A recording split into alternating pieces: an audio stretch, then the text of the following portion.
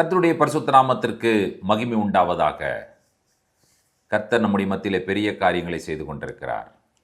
Eden முதல் Bethlehem வரை அற்புதமான கருப்பொருளிலே ஒரு நீண்ட பிரயாணத்திலே நாம் சந்தித்து கொண்டிருக்கிறோம். இன்றைக்கு இந்த பிரயாணத்தில் நாம் சந்திக்க போகிற நபர் ரபினு மோஷே. மோசஸ் அவர் டீச்சர், நம்முடைய ஆசிரியர் மோசே. அவரைத்தான் நாம் இன்றைக்கு சந்திக்க போகிறோம்.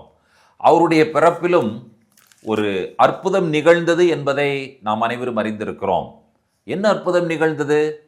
பார்வோன் எல்லா ஆண் பிள்ளைகளையும் கொல்ல வேண்டும் என்று சொல்லுகிற கட்டளையை கொடுத்த பொழுது மோசேயினுடைய தாய் என்ன செய்கிறாள்? மோசேக்கு பிறப்பை கொடுக்கிறாள். 3 மாதம் ஒளித்து வைக்கிறாள். ஒரு நாணல் பெட்டியிலே வைத்து நைல் நதியிலே விட்டு விடுகிறாள்.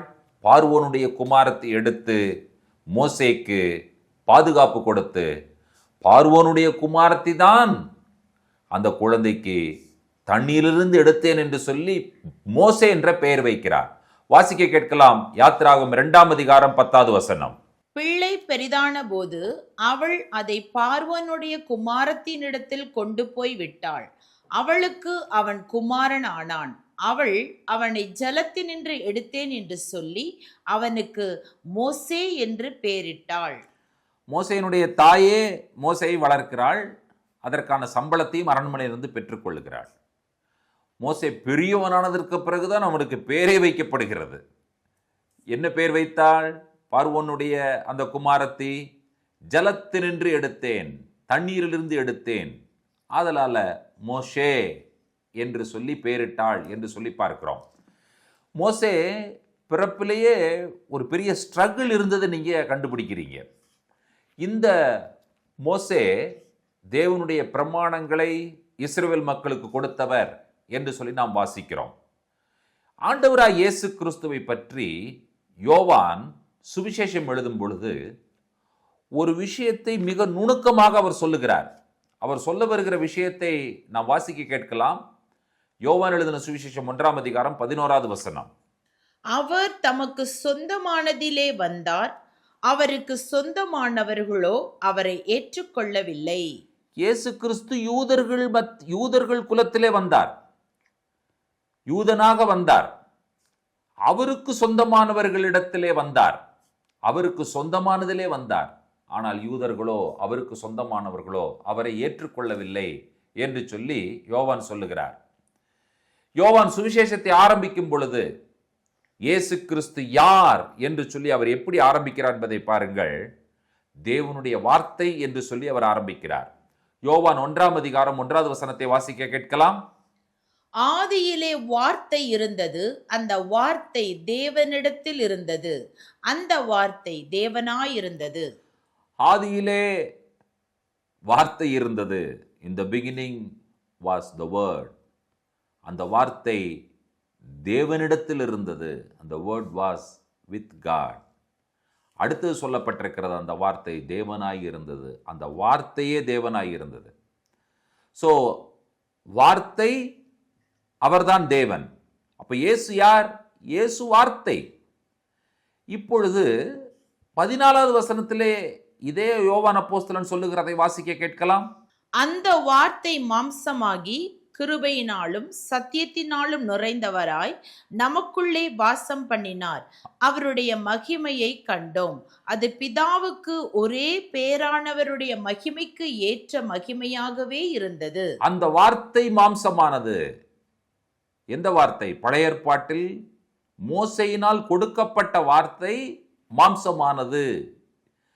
அந்த மாம்சமான வார்த்தை கிருபையினாலும் சத்தியத்தினாலும் நிறைந்தவராய் நமக்குள்ளே கூடாரம் போட்டார். டேபர்னக்கிள்ட் அமங் அஸ் என்று சொல்லி ஒரு மொழிபெயர்ப்பு சொல்லுகிறது. நமக்குள்ளே வாசம் பண்ணினார், நமக்குள்ளே கூடாரம் போட்டார் என்று சொல்லி நாம் பார்க்கிறோம். எந்த வார்த்தை? பழைய ஏற்பாட்டிலே மோசேயினால் கொடுக்கப்பட்ட அந்த நியாயப்பிரமாணம் என்கிறதான அந்த வார்த்தை மாம்சமானது என்று சொல்லி நாம் பார்க்கிறோம். வார்த்தை, பேசப்பட்ட வார்த்தை ஸ்போக்கன் வேர்ட், எழுதப்பட்ட வார்த்தை ரிட்டன் வேர்ட், மாம்சமான வார்த்தை the word became flesh. இது 3 ஒன்று தாங்க. பேசப்பட்ட வார்த்தைக்கு என்ன வல்லமை இருந்ததோ அதே வல்லமை எழுதப்பட்ட வார்த்தைக்கு இருந்தது. எழுதப்பட்ட வார்த்தைக்கு என்ன வல்லமை இருந்ததோ அதே வார்த்தை மாம்சமான வார்த்தைக்கும் இருந்தது. வே ஓமர் எலோஹிம் அண்ட் காட் செட், தேவன் சொன்னார், பேசப்பட்ட வார்த்தை. அடுத்தது கற்பலைகள் ஆண்டவர் எழுதி கொடுத்தார், எழுதப்பட்ட வார்த்தை, written word, spoken word, written word, the word became flesh. இது மூணுமே ஆண்டவராய் இயேசு கிறிஸ்து தான். இந்த வார்த்தையை சீனாய் மலையிலே ஆண்டவர், இந்த வார்த்தையை சீனாய் மலையிலே ஆண்டவர் மோசேக்கு கொடுத்தார் என்று சொல்லி நாம் பார்க்கிறோம். நம்ம எல்லாருக்கும் தெரியும், யாத்திராகமம் 19ஆம் அதிகாரத்திலே கர்த்தர் இஸ்ரவேல் மக்களோடு உடன்படிக்கை பண்ணுகிறார். 20ஆம் அதிகாரத்திலே கர்த்தர் 10 கற்பனைகளை கொடுக்கிறார். அடுத்தது நாம் எங்கே பார்க்கிறோம் என்று சொன்னால், யாத்திராகமம் 32ஆம் அதிகாரத்திலே கர்த்தருடைய வார்த்தையை சுமந்து கொண்டு மோசே கீழே இறங்கி வருகிறார். என்ன நடந்தது? யாத்திராகமம் 32:19. அவன் பாளையத்துக்கு சமீபித்து அந்த கன்று குட்டியையும் நடனத்தையும் கண்டபோது மோசே கோபம் மூண்டவனாகி தன் கையிலே இருந்த பலகைகளை மலையின் அடியிலே எரிந்து உடைத்து போட்டு. என்ன நடந்தது? முதல் முறை வார்த்தை கீழே இறங்கி வருகிறது. யூதர்கள் என்ன செய்யவில்லை? ஏற்றுக்கொள்ளவில்லை. என்ன செய்தார்கள்? மோசே என்ன செய்தார்? கையில் இருந்த தேவனுடைய வார்த்தையை கீழே தூக்கி போட்டு சுக்கு நூறாக உடைத்து விடுகிறார். வார்த்தை அங்கே உடைக்கப்படுகிறதை நீங்கள் பார்க்கிறீர்கள். முதல் முறை வானத்திலிருந்து கீழே இறங்கி வந்த வார்த்தையை யூதர்கள் ஏற்றுக்கொள்ளவில்லை. முதல் வருகையிலே 2000 ஆண்டுகளுக்கு முன்பாக இந்த உலகத்திலே வார்த்தையாக இயேசு கிறிஸ்து இறங்கி வந்த பொழுது அதைத்தான் யோவான் சொல்லுகிறார். அவருக்கு சொந்தமானதிலே அவர் வந்தார், ஆனால் அவருக்கு சொந்தமானவர்களோ அவரை ஏற்றுக்கொள்ளவில்லை. எப்பொழுது? முதல் வருகையிலே. முதலாம் முறை வார்த்தை சீனாய் மலையிலிருந்து கீழே இறங்கி வந்தது. யூதர்கள் ஏற்றுக்கொண்டார்களா? இஸ்ரவேலர்கள் ஏற்றுக்கொண்டார்களா? இல்லை, புறக்கணித்தார்கள், தள்ளிவிட்டார்கள். இரண்டாம் முறை என்ன நடந்தது என்பதை பாருங்கள். யாத்திராகமம் 34ஆம் அதிகாரம் 29வது வசனத்தில், மோசே சாட்சி பலகைகள் 2ஐயும் தன் கையில் எடுத்துக்கொண்டு சீனாய் மலையிலிருந்து இறங்குகிற போது தன்னோடே அவர் பேசினதனாலே தன் முகம் பிரகாசித்திருப்பதை அவன் அறியாதிருந்தான். வார்த்தையை போட்டு உடைத்து விட்டார்.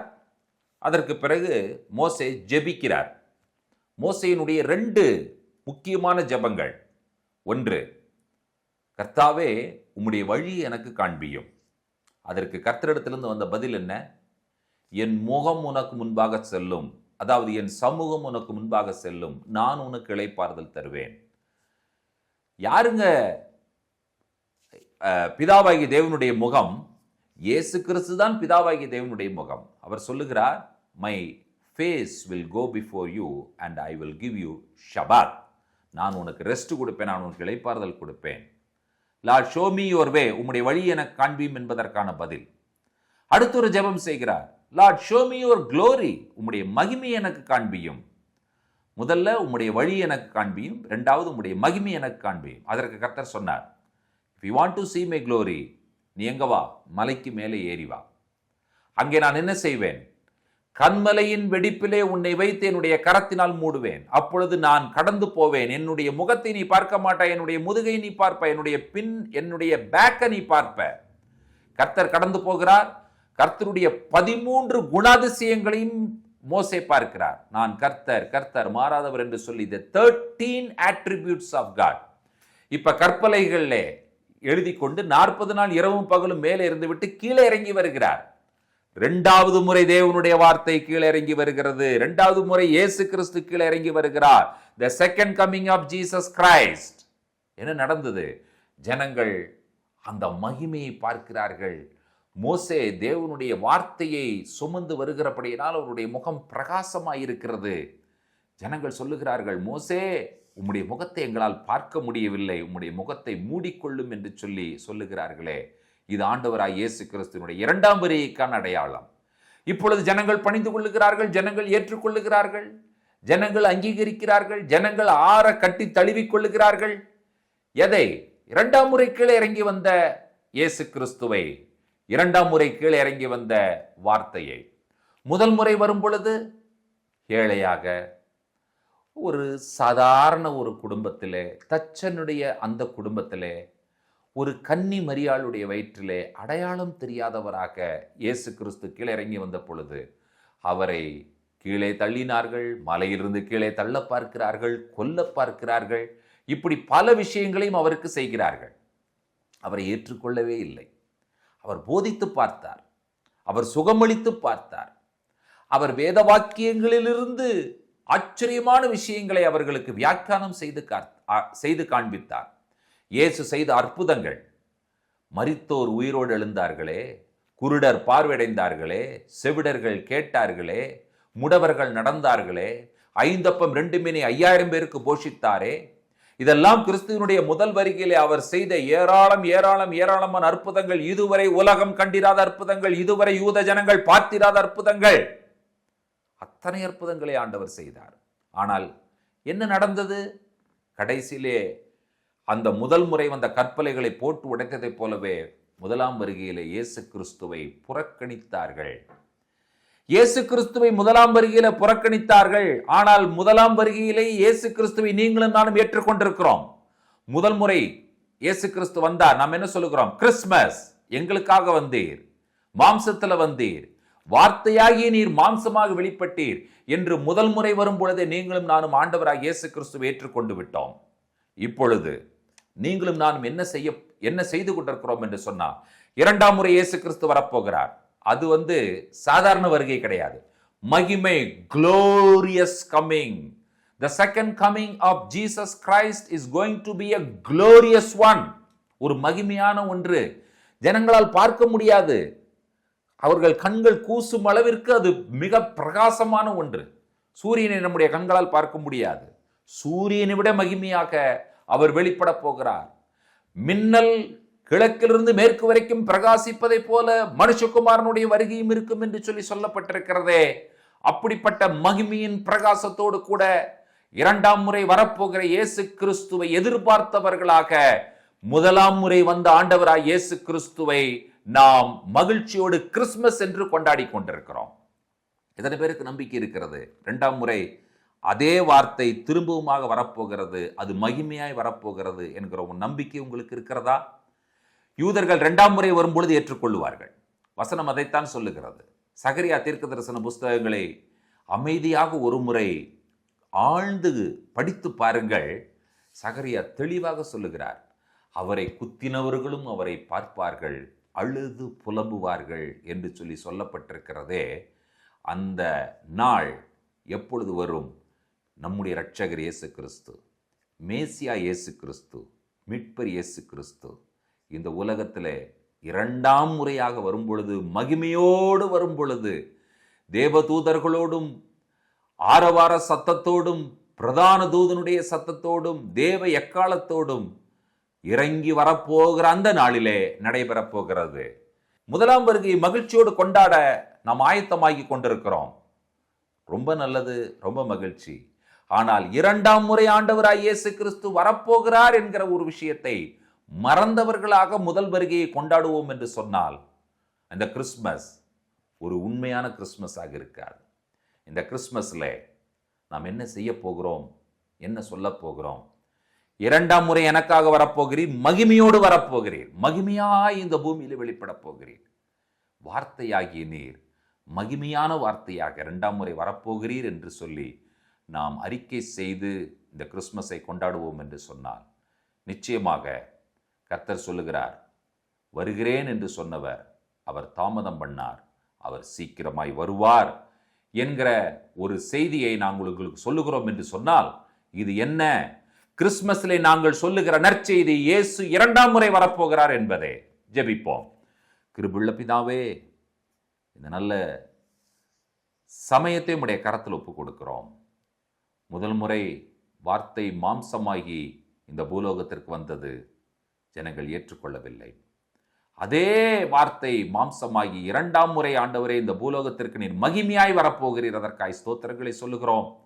முதல் வருகையை கொண்டாடி கொண்டிருக்கிற நாங்கள் இரண்டாம் வருகையை எதிர்பார்க்கிறோம். நீர் வருவீர், வாக்கு பண்ணினவர், வாக்கு மாறாதவர். அந்த வருகையில் நாங்கள் காணப்படுகிறவர்களாய் இருக்க எங்களை உம்முடைய சமூகத்தில் அர்ப்பணிக்கிறோம். எங்களை சுத்திகரியும், எங்களை ஏற்றுக்கொள்ளும், மகிமையிலே எங்களை சேர்த்துக் கொள்ளும் என்று சொல்லி ஒப்பு கொடுத்து ஜெபிக்கிறோம். துதி கன மகிமை உமக்கே ஏறெடுக்கிறோம். இயேசு கிறிஸ்துவின் மூலம் வேண்டிக் கொள்கிறோம் பிதாவே. ஆமேன், ஆமேன், ஆமேன். கர்த்தர் தாமே நம் ஒவ்வொருவரையும் நிறைவாய் ஆசீர்வதிப்பாராக. ஷலோம்.